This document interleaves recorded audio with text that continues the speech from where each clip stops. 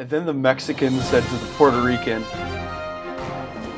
"Hello and welcome to News You May Have Missed. My name is Al E. Gorey. We will be changing up the format this week, so all 7 stories will be true. However, the person to leave the best comment down below will be mentioned in the next video." Last week's winner was David Einhorn from New York, who did in fact guess that Kansas Senator Brownback did not drop his dog and have PETA reprimand him. And as always, today's show is brought to you by Mitly.com, the one-stop rental shop for all of your musical needs in New York City. With their monthly and peer-to-peer rental platforms, you can make the music you've dreamed of at a fraction of the cost, with guitars, keyboards, mixing boards, amplifiers, microphones, and so much more.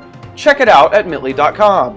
In our first story tonight, China's Ministry of Culture is cracking down on rural towns for hiring strippers to perform lap dances at funerals. The strippers are used to attract more people to the funerals, where a higher attendance is seen as a greater honor to the deceased. The ministry said, quote, "Such illegal operations have disrupted local entertainment markets and corrupted social morals," and the ministry has also reportedly discovered pictures of children in the presence of these strippers. No matter how good Jasmine may be, there's just no way Uncle Morty is getting up again.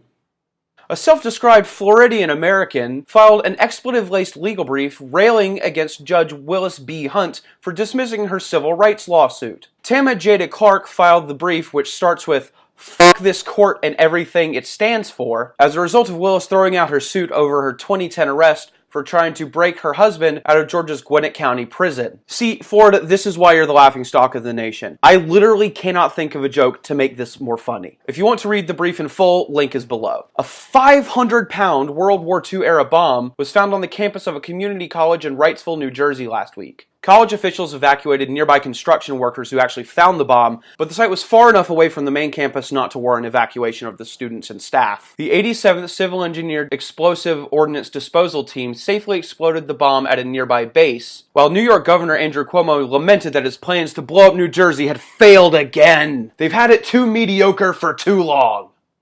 A burglar in California was caught mid-burglary because he decided to eat some tater tots and take a nap on the couch of the house that he was breaking into. The San Francisco Chronicle reported that the homeowner woke up on Thursday morning to find the would-be burglar asleep on her couch. The woman called police and ran out the front door, waking up the burglar in the process and letting him get away until police apprehended and arrested him. He is currently being held on $30,000 bail. The burglar apologized, saying that he totally would have finished the crime, but that dank weed he smoked before gave him the munchies. Any burglars out there? Not even once. Stephen Hawking comforted broken-hearted One Direction fans on Monday by telling them that due to the many worlds theory, a parallel universe exists in which Zayn is still a member of One Direction. Hawking was speaking at the Sydney Opera House via hologram and explained to the young girl that asked the question that she should take solace in theoretical physics. Hawking said, quote, "It would not be beyond the realms of possibility that somewhere outside of our own universe lies another, different universe, and, in that universe, Zayn is still in One Direction." Hawking also pointed out that there is a parallel universe in which One Direction never existed, causing sobs to echo throughout the room while Hawking laughed maniacally. Ha ha ha ha ha ha ha ha ha ha ha. In Oakland Park, Florida, are you okay? A man worked for 15 minutes and dragged an entire cooler full of ice cream past a sleeping gas station clerk. According to authorities, the suspect, Dennis Norman, entered the gas station at 4:09, flipped off the security camera, and got to work for 15 minutes in order to steal the ice cream. Norman has been charged with grand theft and has been released on a $1,000 bond.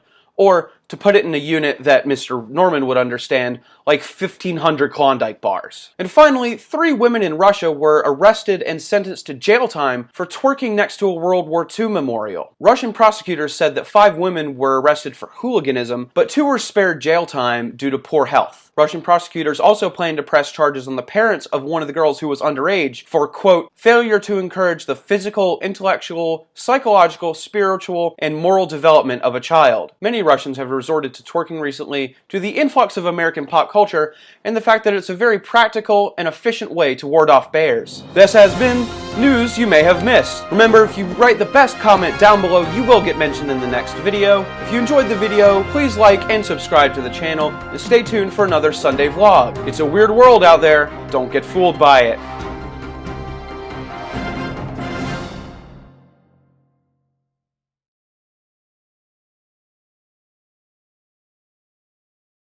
God, this is gonna be a fucking easy one to edit. I just gotta go through it. I was on fucking fire, unless I ended up sucking, which is completely possible.